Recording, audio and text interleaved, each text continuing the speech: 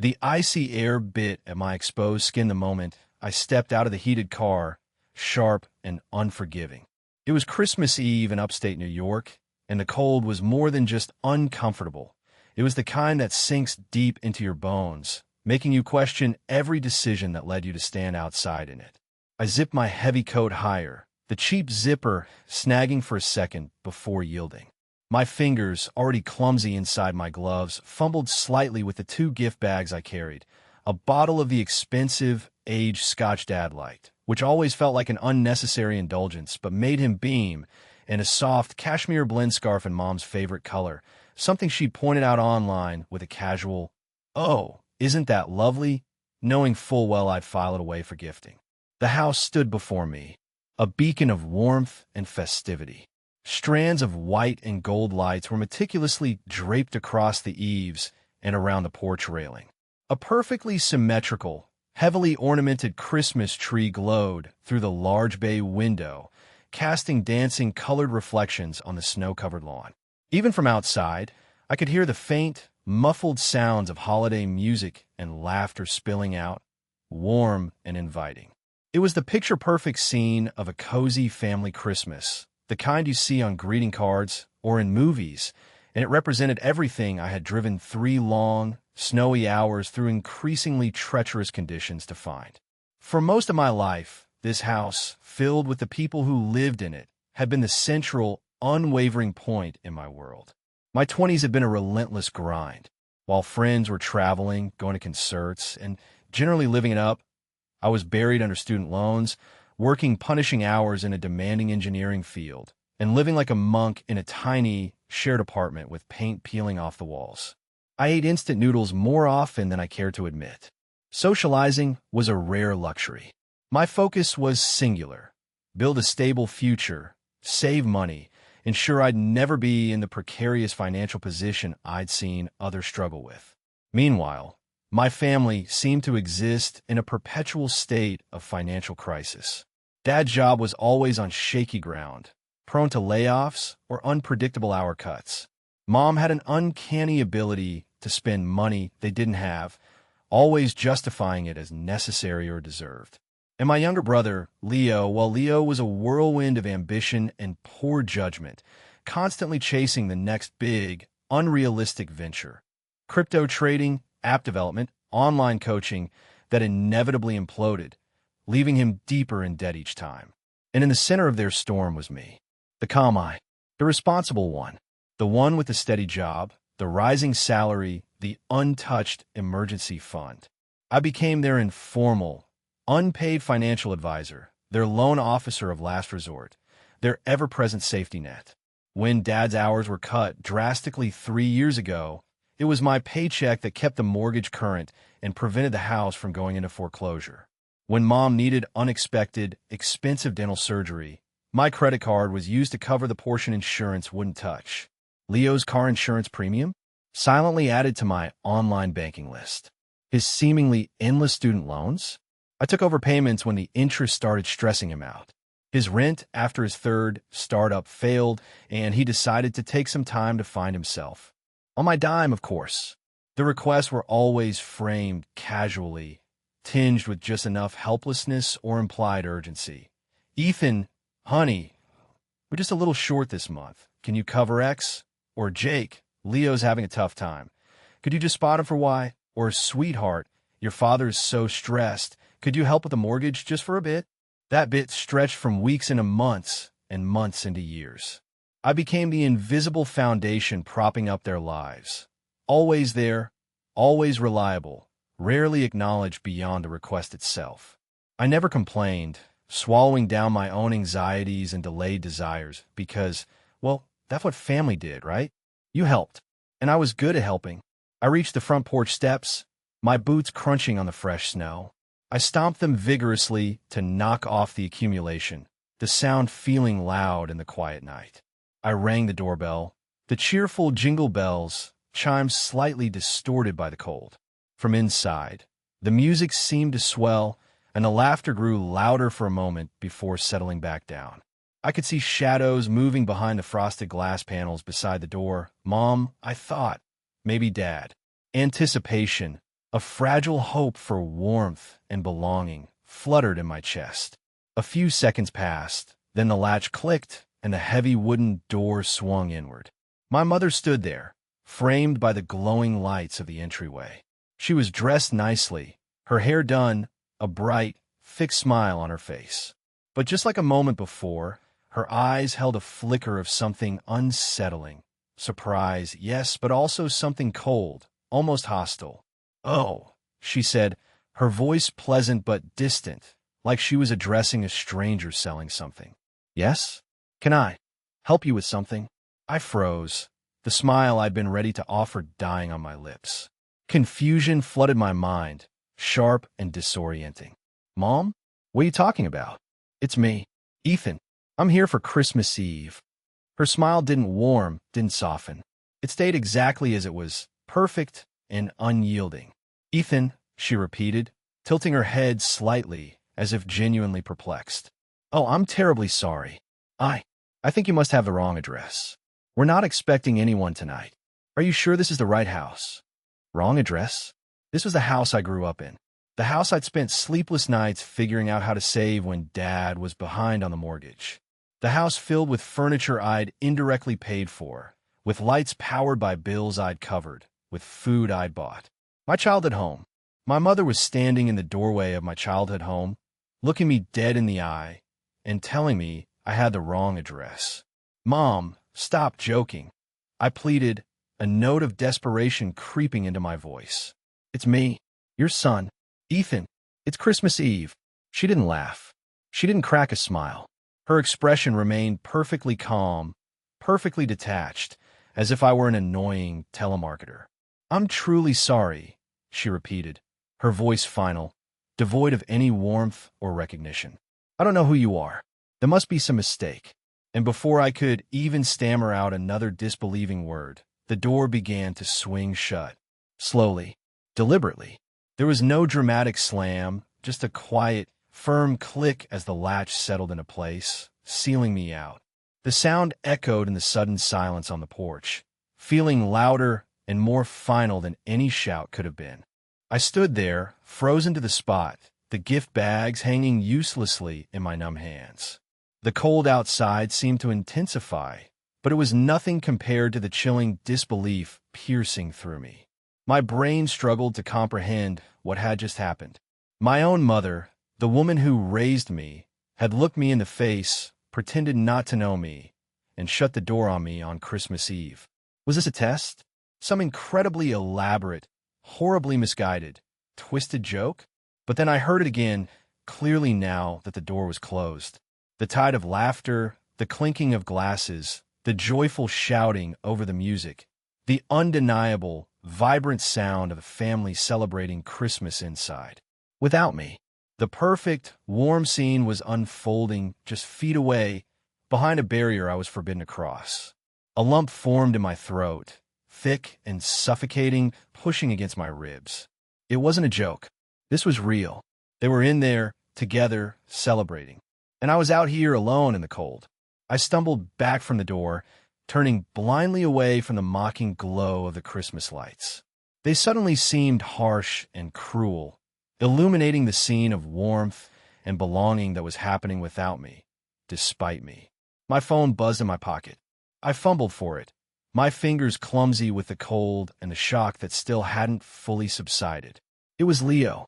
His name glowed accusingly on the screen. I answered, my voice tight and unsteady.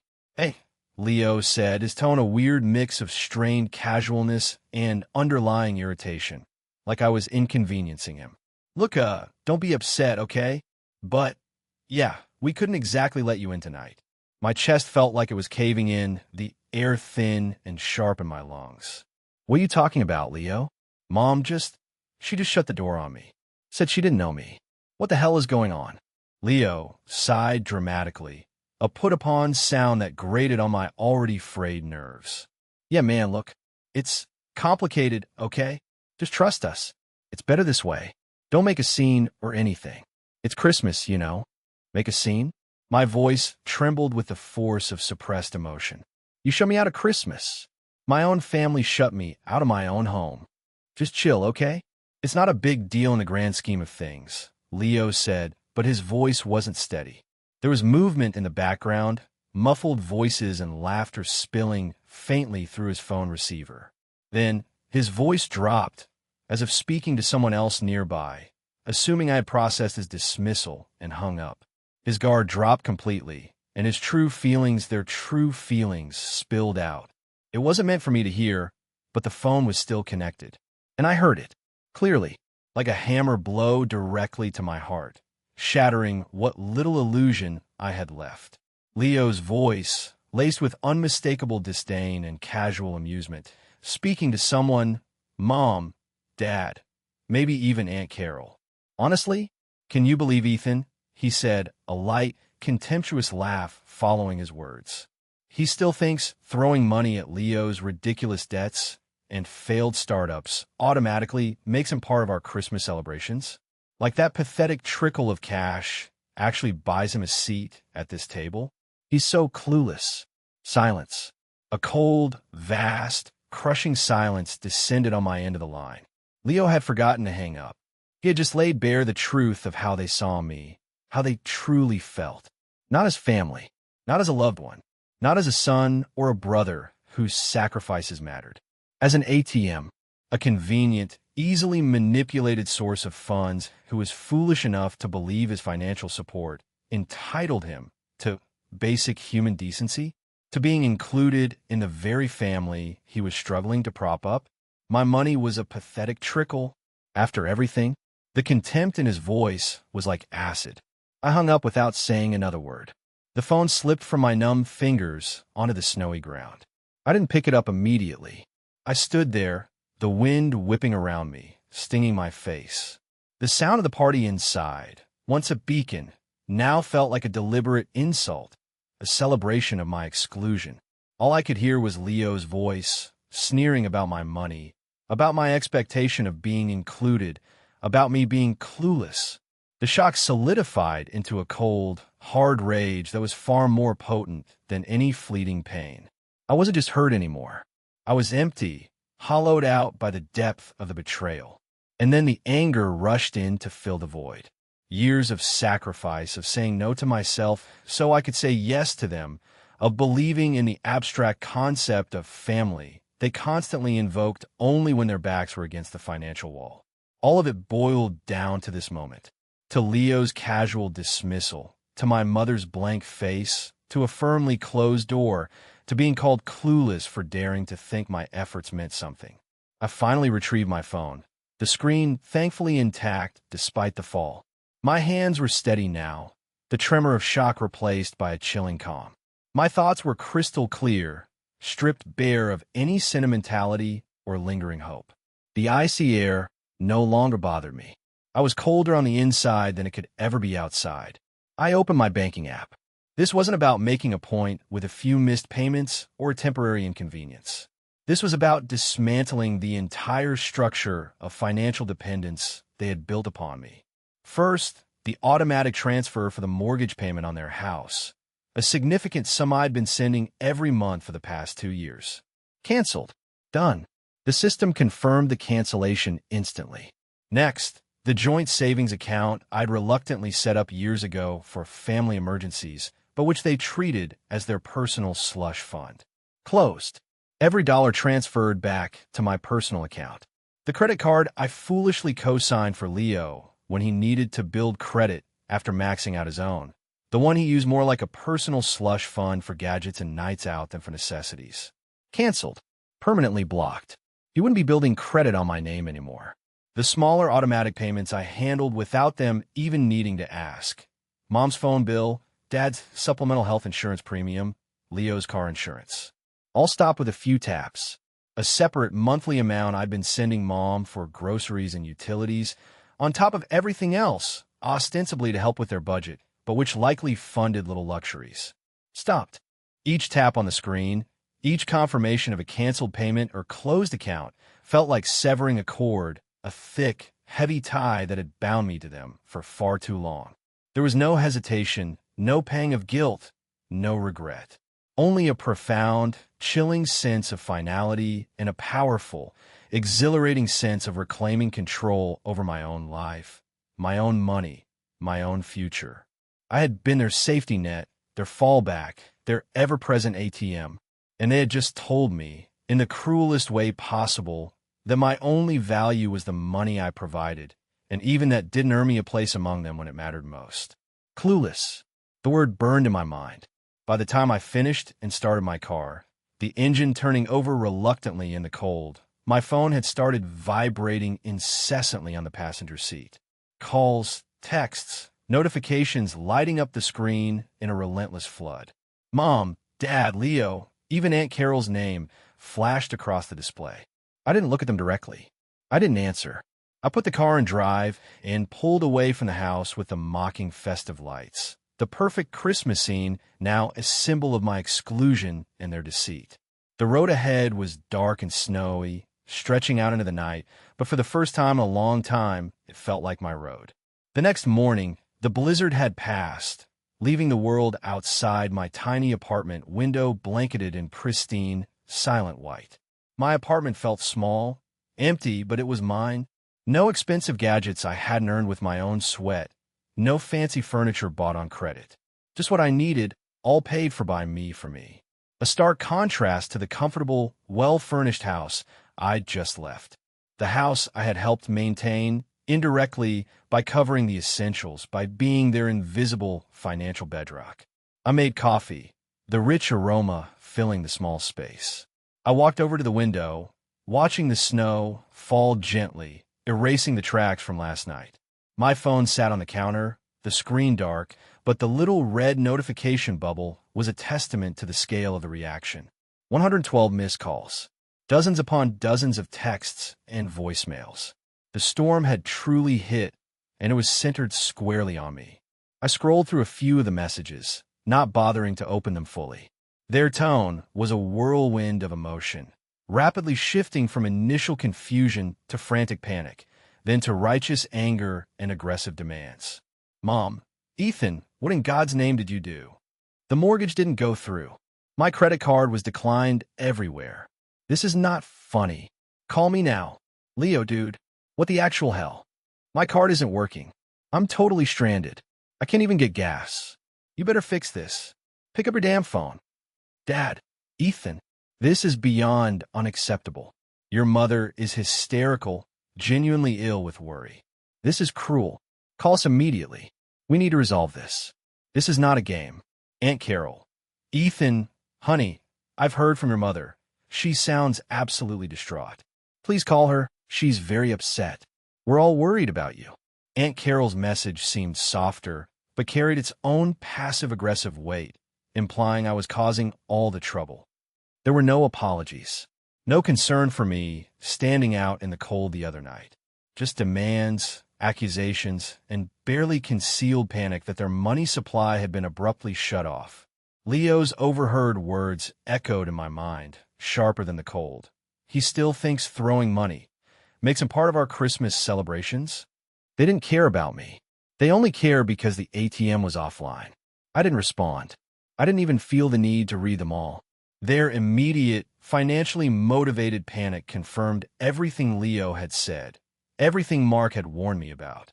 My value was purely transactional, a service I provided. When the service was withdrawn, the user became irrelevant, even an antagonist. This dynamic hadn't developed overnight. It had been a slow, insidious creep over years. I remember my 25th birthday vividly. I was living in that tiny, roach-infested apartment, working 60, 70-hour weeks to save. They forgot. Completely. Not a card, not a call, not even a text. The next day, Mom called, sounding stressed. Dad's car had broken down, a major repair. Could I help? I transferred the money immediately. No mention of my birthday. I didn't bring it up. That's just how it was. There were other slights, smaller, but they added up. Family photos taken during gatherings I'd helped fund. I was always asked to take the picture, waved off with a casual, "Oh, come on, Ethan, just want the family in this one." Or, "You take such nice pictures, honey." One Christmas, I bought Mom a new, top-of-the-line laptop she desperately wanted for work. Leo got a brand new, expensive gaming console he'd casually mentioned. He was praised endlessly for being so passionate about gaming. My gift was accepted with a polite, "Oh, thank you, Ethan," and quickly set aside. When I once mildly commented on this disparity to Mom, she chuckled. "Oh, Ethan, you never needed anything big. You're so independent, so capable." Independent? It was the polite word for alone, for someone they didn't need to nurture or give to, because I gave to them. Aunt Carol was always a master of the subtle jab, the backhanded compliment. At a family picnic last summer, which I had paid for, covering all the food, drinks, and even renting the fancier pavilion Dad wanted, she pulled Mom aside, speaking just loudly enough for me to overhear. "Isn't it just wonderful how well Ethan is doing for himself?" she said, a syrupy sweetness in her voice. "Such a shame he has to work such punishing hours. Never has any time for travel or fun holidays. Not like our Leo, always living life to the fullest, chasing his dreams. It's just so lovely to see a young man with such passion, even if it takes a little time to get off the ground." She smiled sweetly at me across the lawn, but her words cut deep. I was the joyless worker drone. Leo was the passionate free spirit, and my only real contribution was funding everyone else's full life. Aunt Carol always reinforced that dynamic, praising Leo's potential and passion while subtly undermining me, framing my hard work as a deficiency, constantly reminding me that I was just different, less authentically family than they were, because I wasn't part of their shared struggle, which I was secretly funding. She benefited indirectly from the money I put into the family pool, enjoying the nicer gatherings, the stability. Mark, my best friend from college, had seen it happening for years and hadn't been afraid to call it out. Ethan, he'd sat over beers at my tiny apartment months ago, looking around at the sparse furnishings. "They treat you like a walking wallet, man. They don't ask how you are unless they need something. They never contribute, they just consume. You're letting them drain you dry. You need to set boundaries." I defended my family fiercely, the ingrained loyalty kicking in. "That's what family does, Mark. We help each other. They were there for me when I was growing up." He just looked at me with pity in his eyes. "Helping is one thing, Ethan. Being used, enabling bad habits, and getting nothing but demands in return, that's another." Mark had been right. And I, in my desperate need for their approval, my longing for the kind of close, loving family I saw elsewhere, had been willfully blind, clinging to the illusion they sold me. The storm of calls and texts continued for the next couple of days. The tone shifted again, becoming more desperate, laced with fear, then back to anger and heavy-handed guilt-tripping. "Mom, Ethan, please. We're your family. How could you do this to us? Your father is genuinely sick with worry and stress because of this. Is this what you wanted? To hurt us?" "Dad, you are abandoning your family, Ethan. At Christmas. This is disgraceful, selfish behavior. You have a responsibility to us." "Leo, seriously, dude? You're going to ruin Christmas and leave us completely hanging for this? Over some money? What the hell is wrong with you? Over money?" It wasn't about the money. It was about everything the money represented. It was about years of feeling invisible except when needed, about being treated as a convenient service rather than a person, about the ultimate betrayal of being shut out despite my support, and finally, hearing the cold, hard truth spoken aloud, that my money didn't even earn me a place among them. Then, 3 days after Christmas, just as I thought they might finally give up, they showed up at my apartment. The buzzing from my phone had quieted somewhat, but the loud, insistent pounding on my door was unmistakable. I knew it was them. I walked to the door, took a deep breath, and opened it, but didn't step aside to let them in. I stood squarely in the frame, creating a physical barrier. Mom stood in the hallway, looking disheveled and genuinely distressed, her face blotchy and her eyes red-rimmed from crying she was clearly willing to display. Dad loomed behind her, his face set in a grim, angry mask, hands shoved deep in his coat pockets, radiating suppressed fury.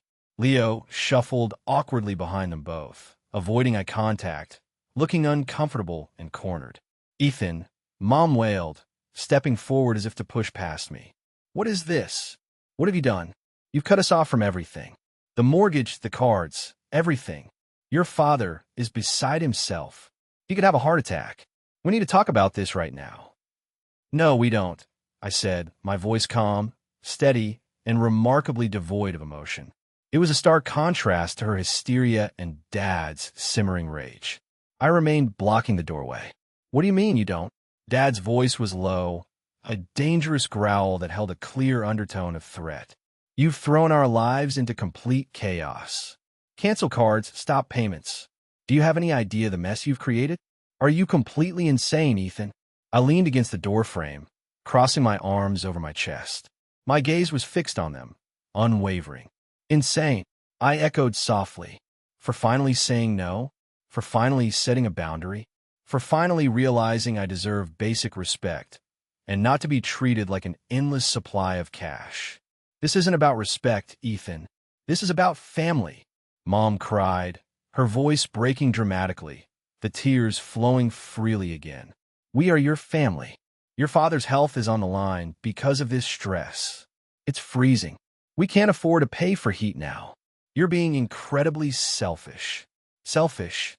I laughed again, a harsh, humorless sound that bounced off the hallway walls. "Was it selfish when I paid for Dad's expensive bypass surgery, deductible 2 years ago, because his insurance wouldn't cover it all? Was it selfish when I bailed Leo out after his crypto trading venture lost every single dollar and left him thousands in debt? Was it selfish when I paid for the new roof on your house last spring because you ignored the leaks for years and the ceiling was about to collapse? Was it selfish when I worked holidays, nights, and doubled shifts while you were taking vacations you couldn't afford, driving cars I helped pay for, living in a comfort level I funded? Those were gifts, Ethan." Mom stammered, but her eyes darted away, unable to hold my steady gaze. "You can't hold gifts over our heads. A gift is given freely, without expectation or demand," I replied, my voice gaining strength, losing its initial calm, and filling with the cold fire that had been building inside me. "Not demanded repeatedly, not treated as an endless supply, and certainly not used as leverage while you talk about me behind my back, calling my contributions pathetic and yourselves our family as if I weren't part of it unless I was paying." "Talk about you," Dad scoffed, stepping slightly forward, his face darkening. "Nobody's talking about you, Ethan. You're imagining things. You're paranoid." This was the moment I had planned for. I reached into my pocket and pulled out my phone. Their eyes widened further, fear flickering in their depths as they realized what I might have. I found the audio file I had discreetly saved from that Christmas Eve call. I tapped play. Leo's voice, clear and cutting, filled the small hallway, amplified by the phone speaker. Honestly, can you believe, Ethan? The sound of his light, contemptuous laugh. He still thinks throwing money at Leo's ridiculous debts and failed startups automatically makes him part of our Christmas celebrations? Like that pathetic trickle of cash actually buys him a seat at this table? He's so clueless. Silence. A deafening, absolute silence fell over the hallway. The air thickened, becoming heavy with the weight of the undeniable truth. Mom's face went ashen, her carefully constructed facade of tearful distress crumbling completely. Dad stared, his jaw clenched so tight I could see the muscles bulging, his eyes fixed on Leo, who looked utterly trapped and terrified. I didn't mean it like that." Leo stammered desperately, finally finding his voice, which was thin and reedy with panic. "Come on, Ethan, you know how it is. I was just venting to Mom. You weren't supposed to hear that." "No," I said, my voice cold as the December air outside, cutting through his pathetic excuse. "You weren't venting. You were being honest. You were saying exactly what you all think. That my only value is my wallet. That I'm not really family unless I'm paying. That I'm clueless for thinking my support entitled me to be treated with decency." "That's not true, Ethan," Mom whispered, her hand reaching out again, but it was a weak, performative gesture now. "We love you. We always have. You love what I can do for you." I corrected her softly, the coldness in my voice absolute. "You love the security my money provides." You love the comfortable life I help maintain. You love the convenience of having someone else clean up Leo's messes. But you don't love me. Not enough to even let me in the door on Christmas Eve. Not enough to show me basic respect instead of contempt and manipulation. Dad took a step forward, his control finally breaking, his face contorted with rage. His voice was a low growl.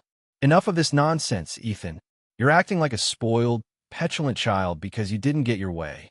You think because you have some money now, you're better than us. You're just being cruel. Cruel. My voice rose, and for the first time in my life, I didn't hold back, didn't filter, didn't try to keep the peace.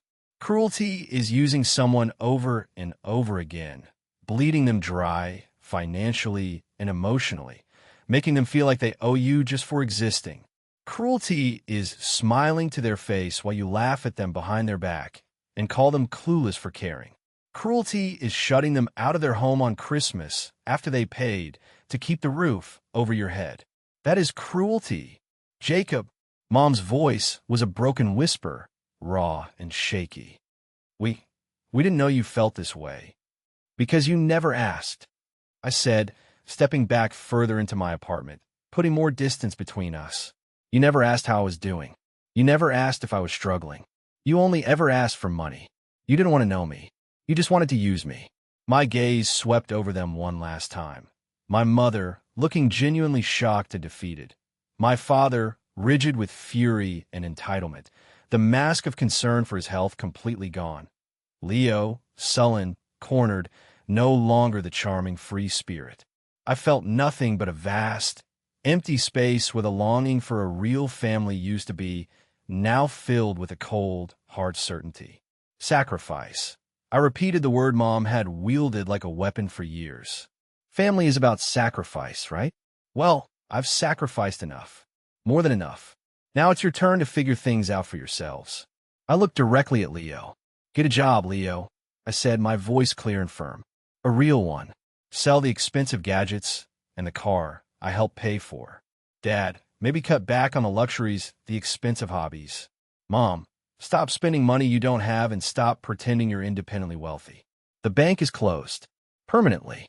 Their faces were a tableau of shock, disbelief, and dawning horror.